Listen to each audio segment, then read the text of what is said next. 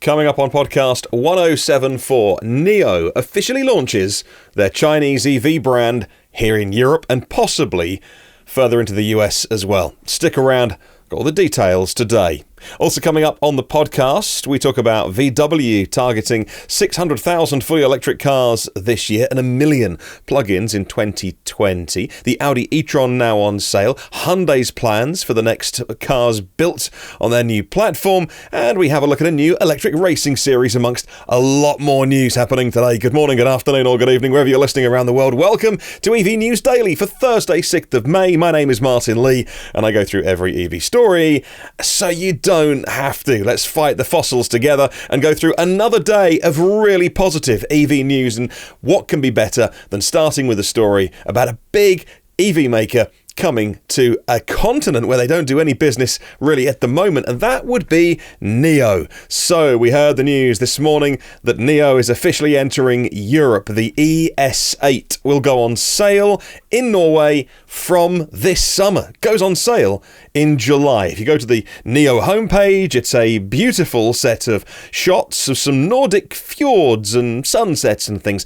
I might rip these photos off and have it as my screensaver. It really is quite calming looking at these photos of Norwegian hills. How lovely. But let's get into the details of what's happening then with NIO. And there was a presentation streamed earlier today on YouTube. It was a pre-recorded one. It wasn't live, but it was kind of streamed as live. But it was very polished and clearly not a live event. But who cares, right? Because we got to find out all about NIO's plans to sell at least 2 models to begin with in Europe. And they've got global ambitions. So we heard about their plans to be in some key areas, so Bergen, Stavanger, Trondheim and Kristiansand in terms of having a physical presence. They're going to be in those main urban areas, but also they're going to have a ranger service as well. So they know that they have to support Norwegian buyers of a brand that isn't available at the moment.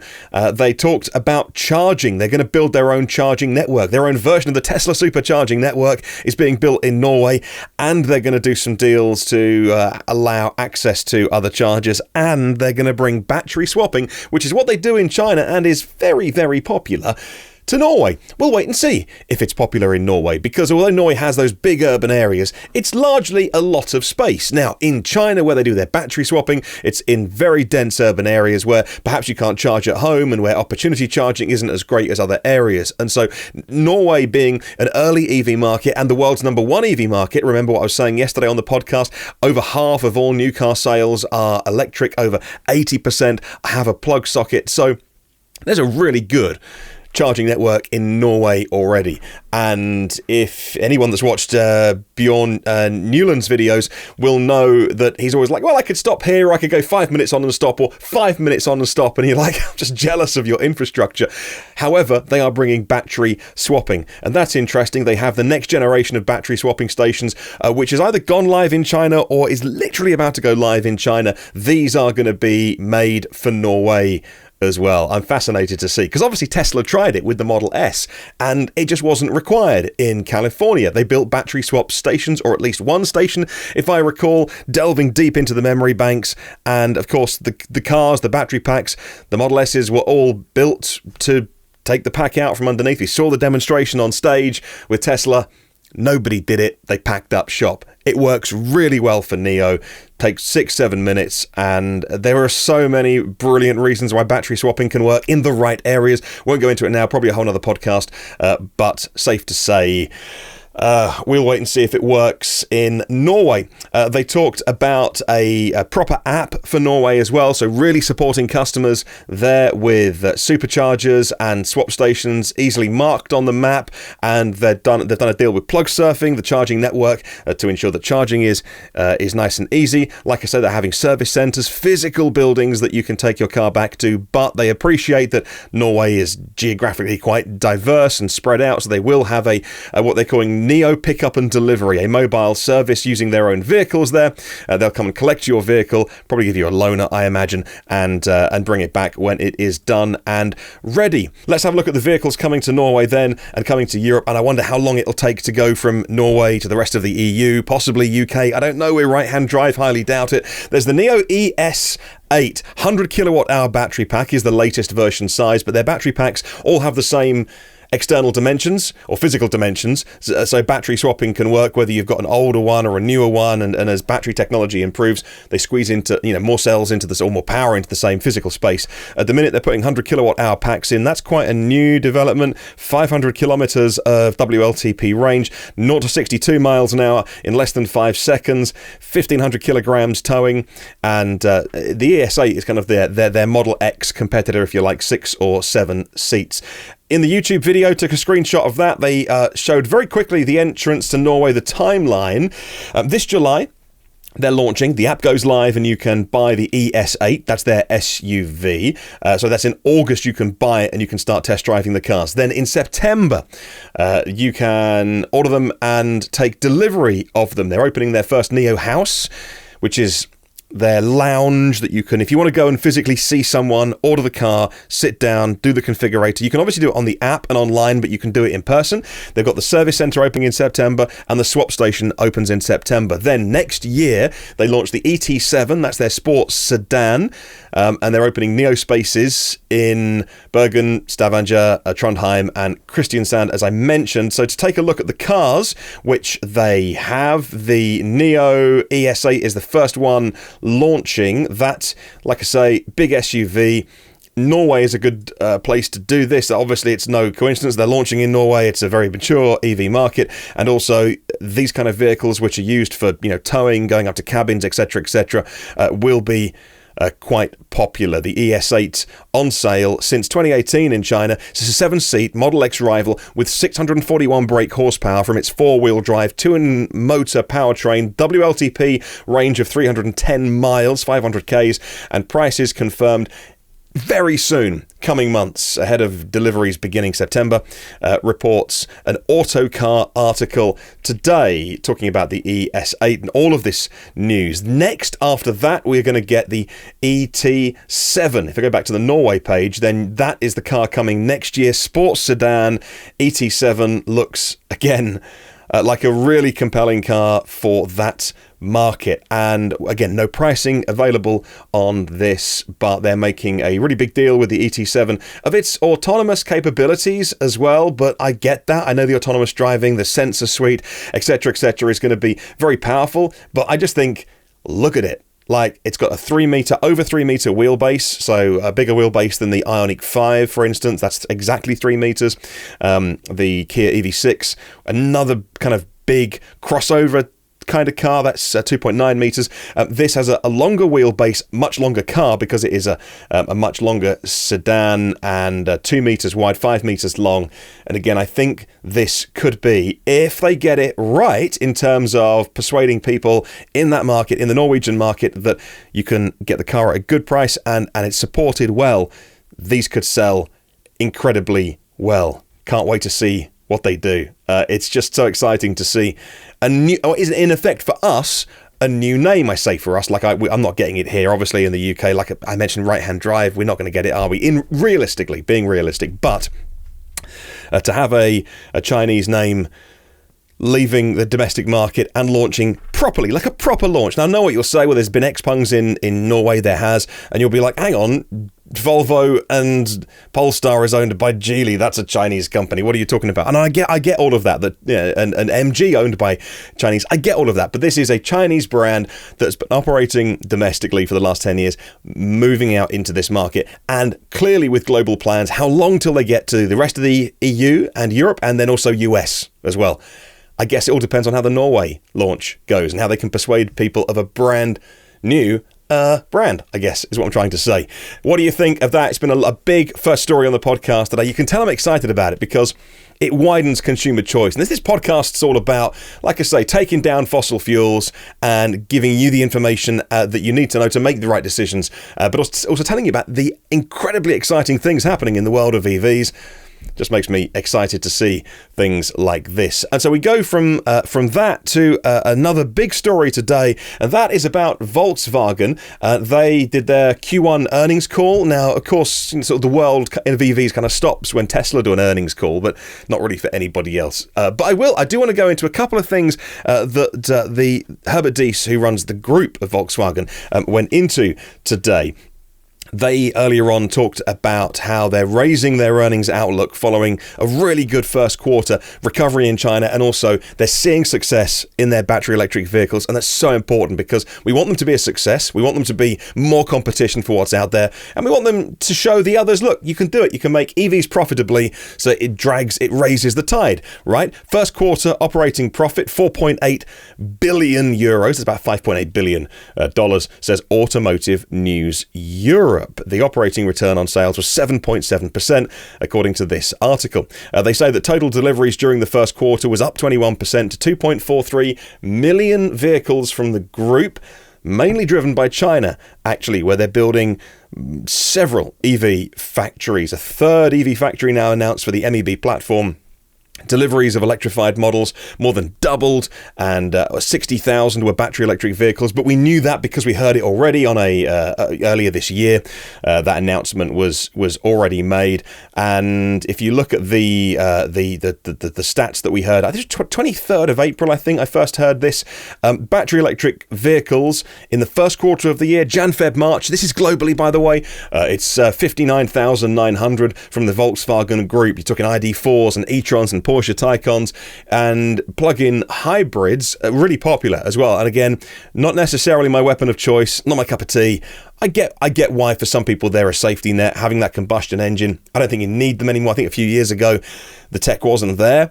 But I think for everyone's use case now, unless you've got 14 kids, want to tow a horse box and have 8 kids in the in somewhere in the car and do 1,000 miles a day, then go ahead and buy yourself a diesel, knock yourself out. But for everybody else, I think there's a compelling battery electric vehicle out there for you.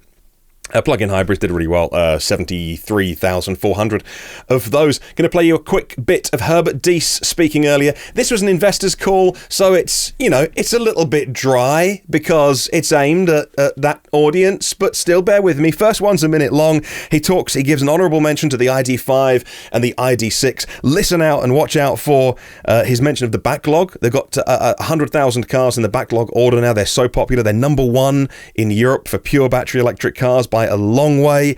He gives an honourable mention to the Cupra, which was the L-Born, now called the Born. That's coming soon. And his goal to sell 1 million, or they're on target to do 1 million cars with plug sockets on this year, 2021 alone. He mentions Bentley, Lamborghini, Bugatti. That's being rolled into Audi. So again, synergies there with Audi. Their electric technology will be rolled out to those brands. Bugatti is being rolled into Porsche, or managed by Porsche, with a joint partnership with Rimac, and so we'll wait and see kind of ownership structures and things working out there. But the electric technology that Mate Rimac and his team have there is some of the best in the world, so that can only be a good thing for VW Group. Have a listen to this. As promised, we will report our BEV sales on a quarterly basis. We delivered 60,000 BEVs to customers, 78% more than in Q1 last year, and around 73,000 plug-in hybrids, a plus of 178%. In Western Europe, order intake amounted to 65,000, bringing the order backlog to more than 100,000 BEVs at the end of the quarter. Across the group, we already ranked number one with our BEV sales in Europe. Meanwhile, our global BEV portfolio is growing rapidly. The Volkswagen brand introduced the ID4 in China and in the US, further accelerating its electrification push. Other new e-models include the ID4 GTX, the ID5, the ID6, as well as Škoda's Enyaq, Audi's Q4 e-tron, Porsche's Taycan Cross Turismo, and the Cupra Born, all coming to market this year. In total, we expect to reach 1 million deliveries of e-models, BEV and PHEV combined, in 2021. Thus, we are fully on track to meet our CO2 targets in the EU. Over the next 10 years, Volkswagen will manage the largest transformation in its history to become a globally leading, climate-neutral, software-driven mobility group. As part of the transformation, we have further consolidated our smaller luxury brands. Bentley, Lamborghini, and Ducati will be managed by Audi to help leverage the synergies in the luxury segment. Now under the roof of Porsche, Bugatti plans to join forces with Rimac. I'm not giving VW an easy ride on this. I want more pure battery electric cars on the road, and if they come from VW, I want to praise them when they do that well, and never forget, they have got a lot to make up for. All right, second clip I'll play you. He talks about the MEB platform, and that is what all of their cars, most of their cars are built on. He talks about software. That's really important because software, even in the ID4 and the ID3, when I've driven those cars, I find it laggy, buggy, not user intuitive. They've got a new division within VW that's 4,000 employees. It's called CATL, and it's their job to sort out the software side of the hardware platforms which they will have, and that could include licensing that to other car companies as well, possibly as an income stream in the future. But he knows, and this is why I do sometimes give VW the benefit of the doubt, not forgetting what's happened, is that I do think they're making the right moves to sort these things out. Even then, they got issues at the moment. They talk about Power Day. They talk about the single unified cell, how that's going to be key. It's coming very soon. Have a listen. In the first quarter, we continued to roll out our MEB platform with a production capacity of 1 million cars globally. On March 26, we presented our new software brand, CARIAD, to more than 4,000 employees. CARIAD will allow us to turn the car into a smart companion which will communicate 24/7 with the customers and provide updates and new digital features even years later. By further integrating the people and software capabilities of previous acquisitions, we are continuing to increase our in-house software expertise. I just visited our new CARIAD colleagues from Hella Aglaia in Berlin, a top-motivated team, state-of-the-art technology. Now 200 experts work in the fields of perception, situation recognition, and object classification. CARIAD has also set up a team to build up expertise in the definition of semiconductors, a core competence as cars becoming internet devices. Another important milestone was the bundling of our battery and charging activities under the leadership of Thomas Schmal.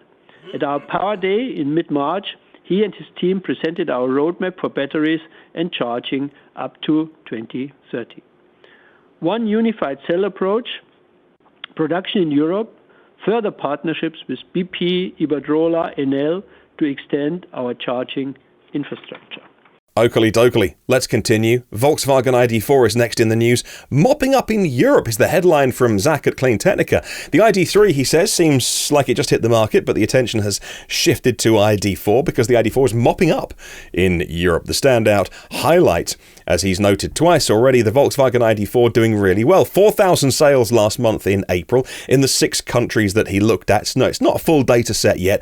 Approximately 3,000 more than second place, which was the Kia Niro EV. Having a look at the data on screen, I'll just explain it for the podcast listeners. In April, VW ID4 over 4,000 sales in the first markets that have reported back for that month. And again, Kia e-Niro far behind, VW ID3, XC40 from Volvo, then the Audi e-tron, Skoda Enyaq and Polestar 2 is how it goes. Yes, there's no Model 3 because there's been no shipments. It's how it works with Tesla and their logistics. Nothing from the US, nothing from China. They're not on the list. Does it mean the ID4 will smash it on the quarter? Well, for context, the March figures, so end of the quarter when Tesla push, something like 21,000 Model 3s compared to the 4,000 VW ID4s we're just talking about. So, context is everything sometimes. All right, let's move on and let's talk about a story with the Audi e-tron GT going on sale now here in the markets over here. You've been able to pre-order, maybe even configure, possibly, I think, but the Audi e-tron GT is now on sale in dealerships across Europe. The fully electric GT car are available in 2 models, the GT Quattro and the RS e-tron GT Quattro, from 99,000 euros to 138,000 euros in Germany. The cars are shipping today today to the 27 EU markets plus UK. Audi unveiling the next phase of their global brand campaign. They've called it Future is an Attitude. Because they can, I suppose. Sounds like the kind of slogan that a perfume would have, I don't know, with some advert with Johnny Depp staring into mid-distance in soft focus and the voiceover going, Future by Attitude, the new perfume, or something. I don't know. I guess you got to pay marketing people for something. So their new slogan, Future is an Attitude. You can keep all that nonsense. I just want to talk about the cars if you want. But anyway, Audi very proud of that. They should be proud of the car and not spend so much money on the PR people to come up with phrases, because the cars themselves are brilliant. And the Audi e-tron and the e-tron Sportback have also done really well in sales. 47,324 of those units combined delivered globally last year. Audi e-tron was the best-selling EV offered by a German premium manufacturer. It's almost like if they could write that premium word in a small font on screen. It's the number one selling car by a German premium manufacturer. So it's not really number one. But in Norway, it was the best-selling car of all of last year, was the Audi e-tron. Congratulations to Audi and the fantastic job that they are doing there with electrification. Let's move on. Workhorse, making commercial vehicles in the US, have partnered with the Chinese company that we mentioned yesterday, CATL. They are focused on providing really cost-effective integrated EVs for the last mile delivery sector, announcing today that they will enter into a supply contract with CATL, actually with Culum Solutions, if I've said that correctly, CSI. Not the telly show, the North American distributor for CATL to provide battery systems for their electric delivery vehicles. Workhorse, really interesting. I know they missed out on a big government postal contract, but that is going to be kicking around for a long time yet, because that contract went to combustion vehicles, which seems very, very wrong. They recently completed the validation of the new 120 kilowatt hour lithium iron phosphate battery system for their C1000 delivery platform, and production quantities start now this month in May 2021. CATL is the largest EV battery maker in the world, over 60 gigawatt hours of current production capacity. I'll pop a link to the investor site of Workhorse if you'd like to read more. Next, we'll talk about the Jeep Wrangler 4xe, or rather, as they want me to call it, the 4xe, which is pretty terrible. 4x4 sounds kind of okay, skipping off the tongue. But to say, oh yeah, I've got the new Wrangler 4xe, sounds like I'm about to start singing Kumbaya. Anyway, so can we call it the 4xe? Because that sounds cool, right? What's that? It's the 4xe. Nice. Anyway, at home in America already, the 4xe from the Wrangler name is at home, proving that electricity, according to the website Automotive, they say electricity is not only good for the environment, but also for off-roading. Yes, but building a big Jeep isn't good for the environment, but that's, again, another podcast. You can't ever call building a car good for the environment. But if we are going to build them, let's put batteries in them and make sure that they're non-polluting at the tailpipe at least. I don't know, I'm kind of conflicted about the Wrangler 4xe. It does a job, I suppose. 21 miles EPA. If you can save your mileage when you're crawling over rocks and things, you're going to use it up pretty quickly if you're doing any kind of climbing. But still, I guess if you can charge it up at the beginning of a trailhead or something, I don't know. Over here in Europe, they say, where the SUV's order books opened ahead of the official arrival, May the 21st. If you've ordered one, let me know in the comments. I'd like to know. The Eurospec Wrangler 4xe can do 31 miles on the test cycle, which we use, the worldwide cycle. But what matters is real world, and that's going to change with every different user in every different scenario. Yeah, I guess I'm kind of conflicted. I mean, it's still got combustion-y oily bits, and then the way they join up the electric powertrain to the rest of it is fabulously complicated. And when it goes wrong, it's going to be expensive to repair, but let's hope that you don't own it when you have to repair it. But otherwise, I mean, it's impressive engineering. Not for me, really, but anyway, if you've ordered one, I'd love to know. Next, we'll talk about Hyundai and their next models. Hang on a minute, they've not even started delivering the Ioniq 5 yet, but according to a report in South Korean media, they're already talking about what comes next after Ioniq 5. The second model, based on the platform, which is the e-GMP platform, is Ioniq, drumroll, 6. Just gone up a number. Which is kind of makes sense. In the run-up to the premiere of the Ioniq 5, the Hyundai design team said they would give each e-GMP model its own character. So if you think they're going to take the boxy 80s retro 8-bit lighting style of the Ioniq 5 and make it a bit more saloony, no, this is going to be, according to the concept car, much lower, swoopy, curvy, different design language. Ioniq 7 then follows in early 2024. That's a big SUV. Hyundai will launch 12 pure battery cars by 2025. Not sure how many of them will be on the 800-volt platform, but I'll pop a link to Electrive in the show notes if you want to read more about that story. Let's talk about the world's top 5 automotive groups in the first quarter of the year. I know we're in May, but still the data comes in. So January, February, March. Who is number 1? Who's leading the pack? What do you reckon? Let's take a look at the plug-in electric car sales from the top automotive groups, says Inside EVs. According to EV Sales Blog, 1.13 million plug-in cars were sold in the first quarter of the year. 2/3 were batteries. Let's have a look. In terms of cars with plug sockets on, Tesla was number 1 with 184,500 cars in the first quarter of the year. The Chinese company SAIC, 145,000. The German Volkswagen Group, 130,000. Then BMW, and then Stellantis. And we'll take a look at the pure battery electric cars, because that's kind of what I want to have a look at. And again, Tesla, well, still number 1. The same number, obviously, because they make no plug-in hybrids. So they're still number 1. SAIC still number 2, Volkswagen still number 3. The data here says 63,000, and if you think about what I said earlier on the podcast, it was 59,900, but that was last month. Maybe they've changed it, or maybe, anyway, 4,000 difference. BYD, 38,000. Stellantis, 35,500 pure electric cars. But let's look at the total number, and it was 743,000. If you take, combined all of them in the world. That is an amazing amount of EVs hitting the road in the first quarter of the year alone. We've got a long podcast again today. So there's just so much good news around. I don't want to leave too much stuff out. There's already loads of things that I don't talk about each day. And I want to bring you as much good news as we possibly can. Question of the week with eMobilityNorway.com. EVs are highly connected cars, but how much data are you willing to give up? And what do you want in return? Email me your thoughts. I'll read them out on Sunday. It's hello@evnewsdaily.com.